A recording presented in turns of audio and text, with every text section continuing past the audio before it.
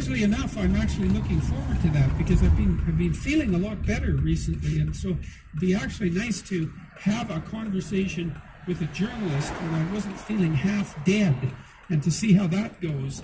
So it'd be nice to have a conversation at one point when I was at the top of my game, and so I don't know if I'm at the top of my game right now, but I am definitely feeling a lot better than I have for a long time. So I'm really, thank God for that, and it's hopefully that will be reflected in some reasonable quality of discourse tonight, and perhaps a tiny bit of wit, but we'll see how that goes.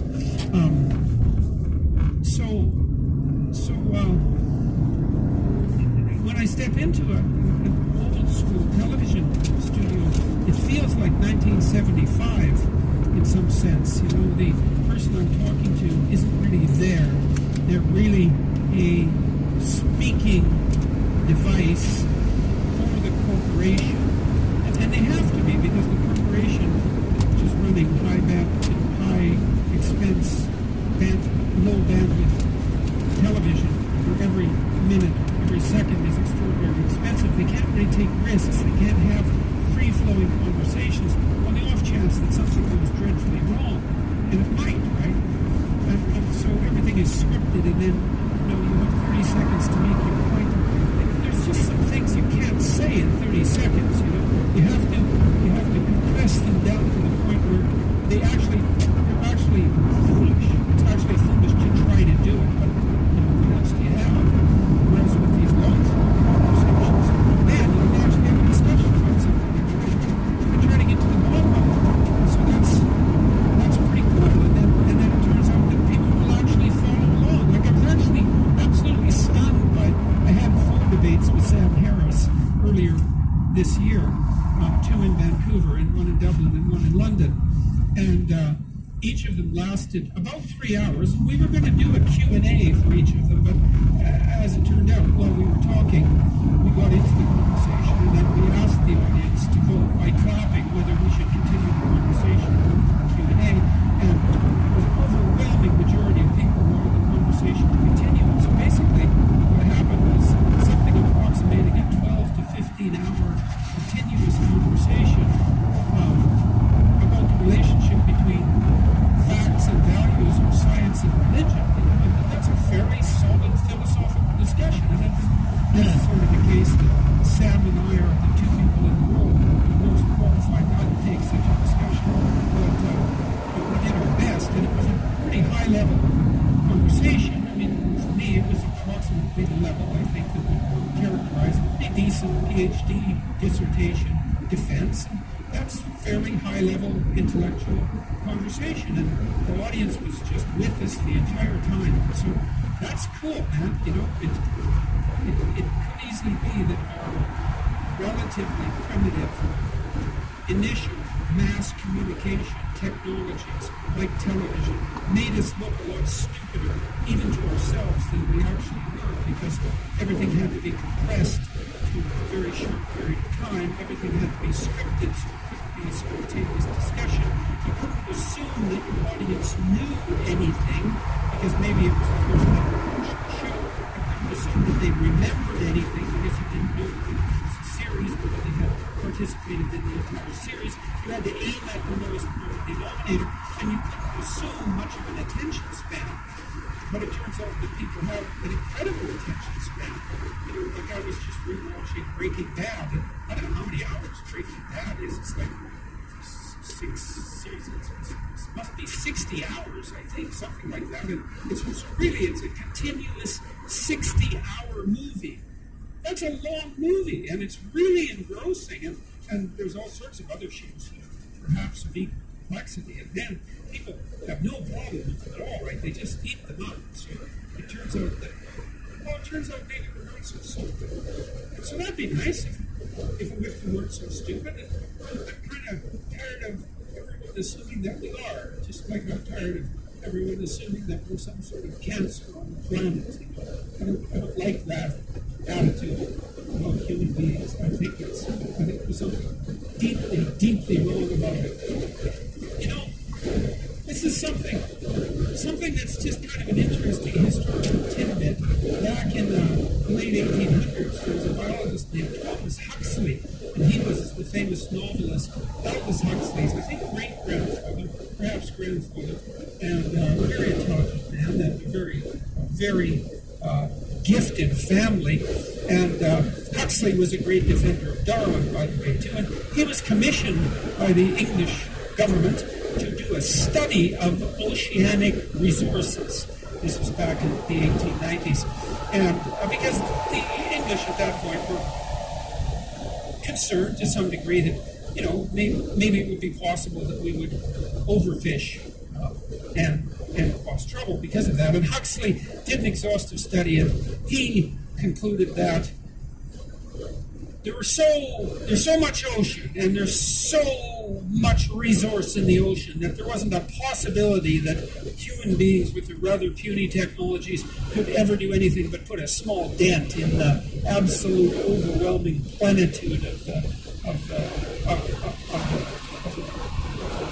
water that covers more than half the planet.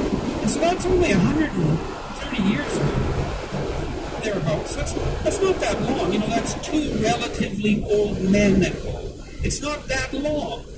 And, put them back to back, sort of.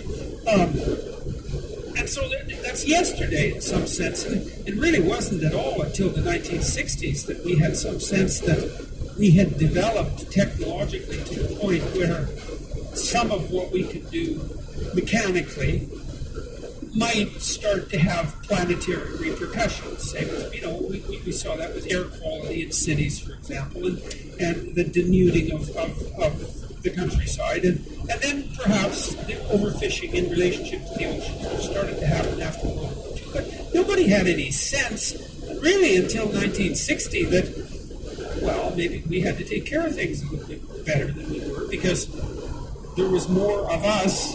We were starting to become a force that was, to some degree, a match for nature. And bloody well, thank God for that, because nature was more than a match for us for a very long period of time, right? Our species has come up through epochs, eons of absolute brutal privation and difficulty and starvation and freezing temperatures and burning in the desert sun and lack of water and lack of hygienic facilities and just hand-to-mouth suffering. And, we've managed to organize ourselves to the point where that's still the lot of a substantial number of people on the planet, but that's decreasing very rapidly. The UN now projects that by the year 2030, abject poverty, which is defined as living on less than $1.90 a day in today's U.S. money, will be eradicated. There won't be anybody in the world that poor. And the cynics say, well, that's a pretty damn low barrier, let's say, but if you double it, you also see that's decreasing very rapidly, and if you triple it, you see that's decreasing very rapidly, and you've got to draw the bloody line somewhere. When abject poverty is abject poverty, and the fact that it's decreased by 50% in the last 12 years, from 2000 to the year 2012, we've decreased the absolute level of abject poverty in the world by 50%. Right? It was the fastest it was the most spectacular economic miracle in the history of humankind. And, you hardly ever hear about it. Hardly anyone knows about it. It's like, it's a bloody miracle. There's more middle-class people in the world now than non-middle-class people. And there are way more obese people than there are starving people. And so that's something to celebrate, it's a funny thing to celebrate, but it's quite the thing to celebrate. And the fastest growing economies in the world are in sub-Saharan Africa. And they're growing at 5 to 7% a year. So it looks like the economic miracle. 1602567. Waiting for pairing.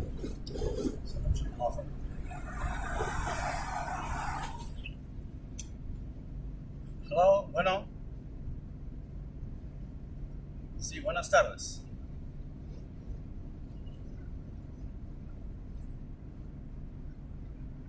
Sí, la corte pues aprobó otra vez.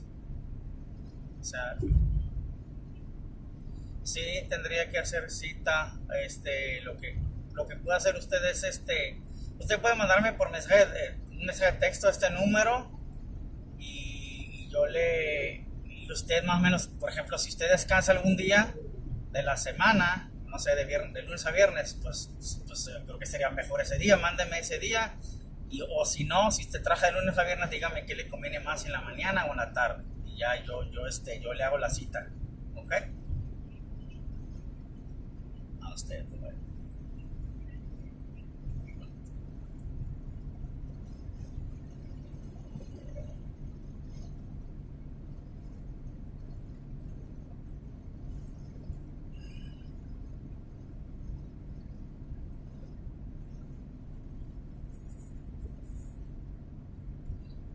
Head.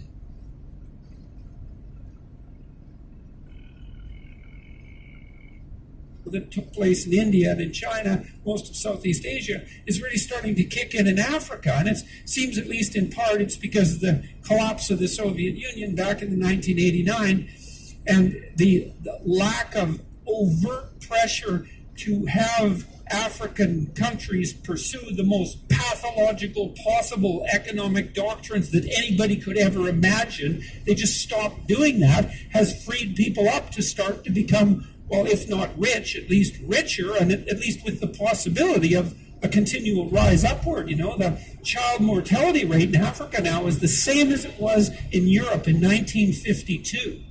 I mean, that's really something, you know, and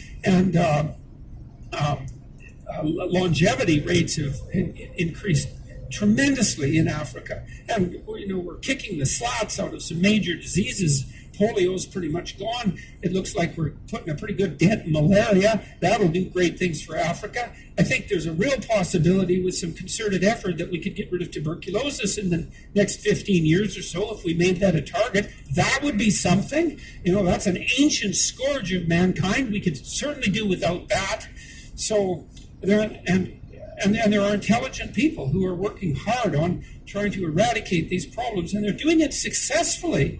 And so, you know, I'm not in favor of the whole there's something wrong with humanity and we're a scourge on the bloody planet and it would be better off if there were fewer of us and the whole planet would be thriving if there were none of us at all. I think that there's something unbelievably dangerous about that attitude, and I think it's ungrateful and unfair and unsympathetic and ungrateful and non-empathetic, because I really do see that, like, I don't know a lot about human history because, God, there's a lot of history to know about, you know, and the more you know about human history, the more you know that there's just endless details that you have no idea about. But if you do a reasonable overview, you do see that it's a bloody mess, you know, that it's privation and war and catastrophe and brutality and struggle and strife and difficulty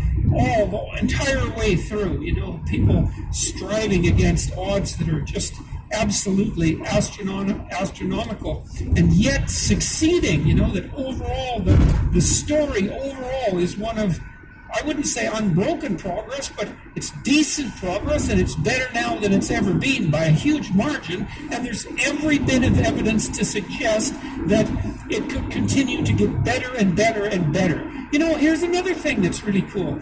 You know that we're adding 4 years of life expectancy every year now. So once we hit a year every year, then that's it. We don't die anymore. But those last 8 months a year, they're going to be tough to manage, you know. But 4 months a year is really something. And so, you know, we're basically living longer and we're living healthier and we're smarter than we were because we're much more, our nutritional levels are higher than they were because we're not starving, especially the people at the bottom end.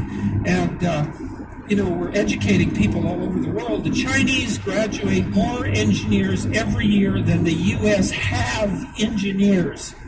Now, that's terrifying because, God, we've got all these engineers already, and they're making gadgets at such a rate that you can't even keep track of the gadgets, right? You go online and like there's all these technologies and all these subcultures using them, and you don't even know what the technologies are. If you're fully informed, you can't keep up with the new stuff that you might buy. And it's not like it's trivial technology. It's unbelievably powerful technology. Like, I'm in awe of many of the young people that I work with because they're savvier about the technological infrastructure that constitutes the web than I am, because I'm old and it's hard to keep up as you get old.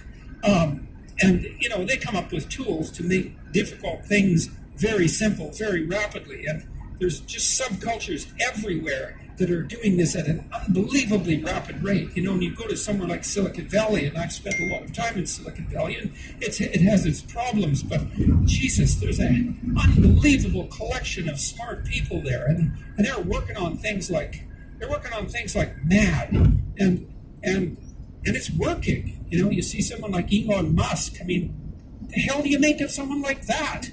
What did he do? He made an electric car, which is basically impossible, and it works, which is basically impossible. And then he built an infrastructure so that you could charge the damn thing wherever you drove, and that was basically impossible. And then he made it cheap, because if you buy an electric car and you factor in the price of gas, the electric car is actually about as expensive as the gasoline car.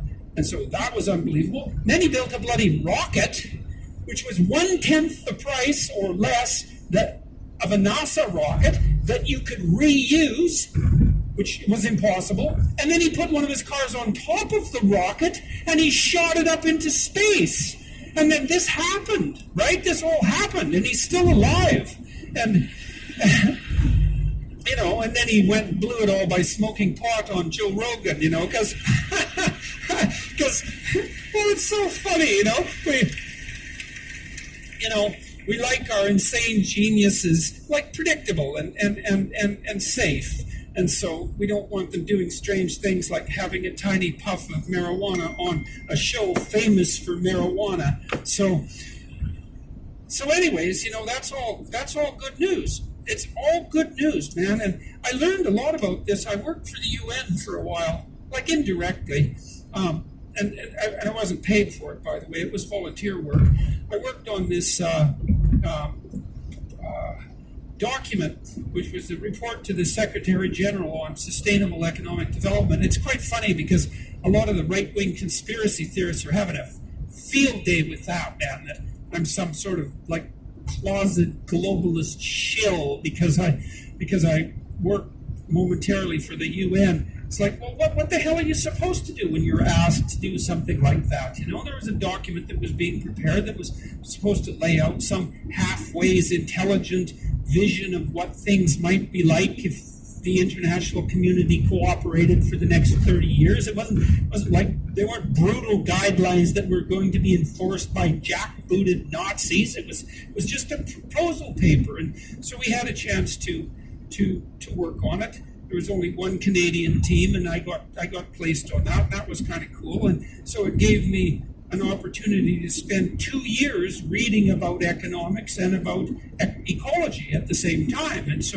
And what was so weird about that was the more I read, the more optimistic I got. And I thought, well, that isn't what I expected. Like, I thought we were going to hell in a handbasket at quite the rapid rate. And, there's no doubt that we're doing some stupid things. And I would say the stupidest thing we're probably doing is overfishing the oceans, because there's just no use. There's just no use in that. It's completely destructive. It doesn't do anybody any good, and it could be stopped. But I know that your country, for example, is starting to put aside marine park reserves that are fishery-free, essentially. And you don't need a lot of that before the ocean can regenerate itself, because it's actually pretty good at that. One of the things that's kind of funny, remember when there was that big oil spill in the Gulf of Mexico? There were more fish there 2 years later than there were before the spill? You know why? Because people stopped fishing. So it turned out that the pollution was really good for the fish. It's like, Yeah, well, that's why you have to do your research carefully, because you never know. You never know what's true and what isn't, and so that was pretty interesting. The same thing happened in World War II, by the way, in the North Sea, because the North Sea had been fished out pretty badly, and then during World War II, it wasn't all that safe to go out and fish in the North Sea because you would get sunk by a submarine, and that was not very bright. So people stopped fishing, and the fish came back very rapidly. And fish do that because they breed quite quickly. And so if you just leave the damn things alone for a while, most of them come back. But apart from the fisheries, which is really quite an appalling and pessimistic story, although not hopeless, and people are waking up to it and building these marine reserve parks, for example. A lot of the ecological news was surprisingly good. Way better than I thought it would be. So for example, there are more forests in the Northern Hemisphere than there were 100 years ago. So who would have guessed that? I wouldn't have guessed that. Partly it's because marginal farmland has returned to forest, and because we've got more effective at agriculture by a huge margin. And there are more forests in China than there were 30 years ago. And so that's something. And it turns out when people burn coal, which is, kind of polluting, they don't burn wood. So, they're going to burn something because they don't like eating raw, inedible things and freezing to death. So they're going to burn something. And it turns out that coal is actually preferable to wood.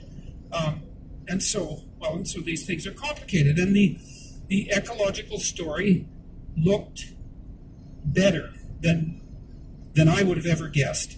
Even the overpopulation issue, ever since the 1960s, with Paul Ehrlich and the population bomb, there was this terrible pessimism that we were going to breed, like uncontrolled rats until every square inch of the world was like covered with some starving skeleton, and that was all going to happen by the year 2000 when there'd be mass starvation and the price of commodities would have blown through the roof, and we would run out of oil and all the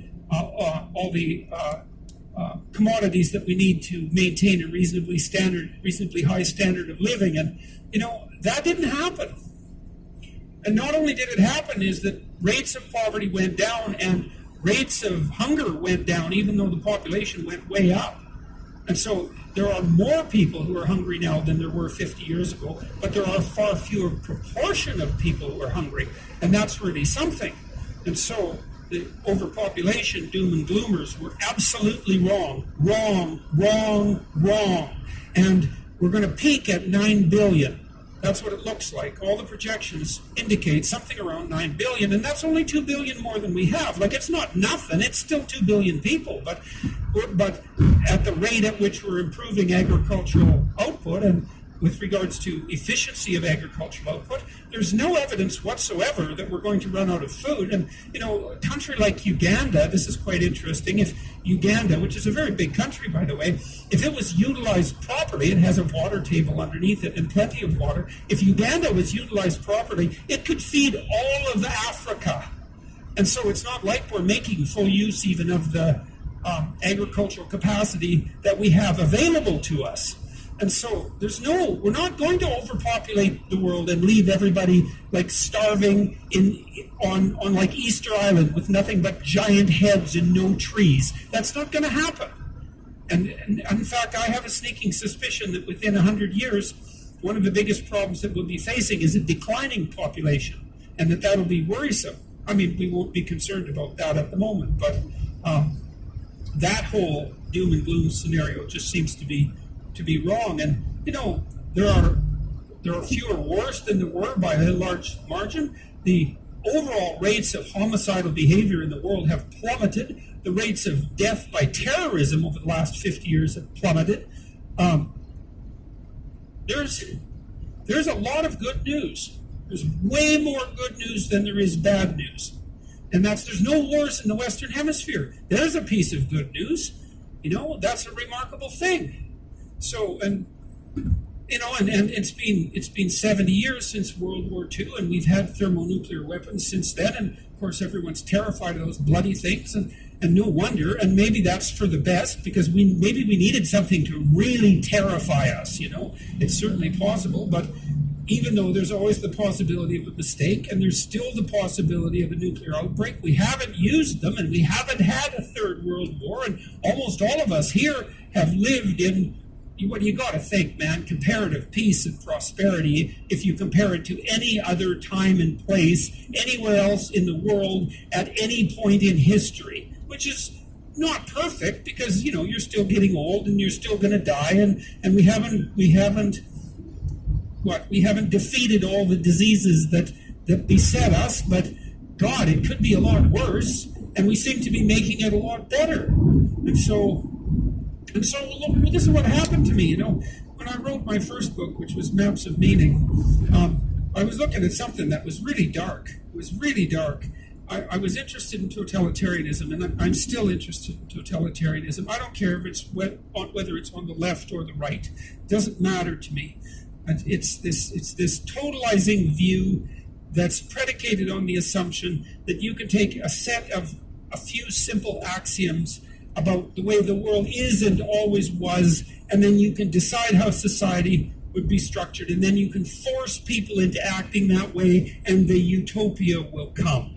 I'm not fond of that sort of thinking. I don't think there's any evidence that it's viable, partly because the world's too complicated to manage that, and you just can't get your axioms right. And besides, things shift around on you, and even if you're right today, something's going to turn on you tomorrow, and you're going to have to update your model a bit. And if you don't, well, then all hell's going to break loose. But I was interested in totalitarianism partly because for psychological reasons. I was interested in why people were so committed to belief systems that they were willing to put everything to the torch, essentially. So mostly I was concerned about the ideological struggle between the Western world and the communist world, particularly the Soviets, but not only the Soviets.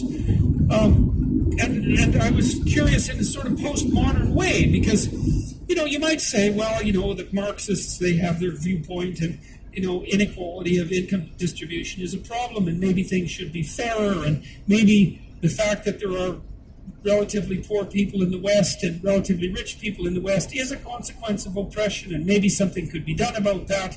And the Western way of looking at the world is just an arbitrary set of rules, and the communist way of looking at the world is another arbitrary set of rules. Maybe you could even say that about the fascist way of looking at the world, although somehow people are much less likely to agree to that, which is quite interesting because it means that by and large, we have come to a collective decision that there are some forms of arbitrary games, let's say, set up on axiomatic structure that are wrong, and it's a very rare person who thinks that what the Nazis did was justifiable, was right in any fundamental sense. That's interesting, because it means that collectively we have come to a decision that there is a difference between good and evil.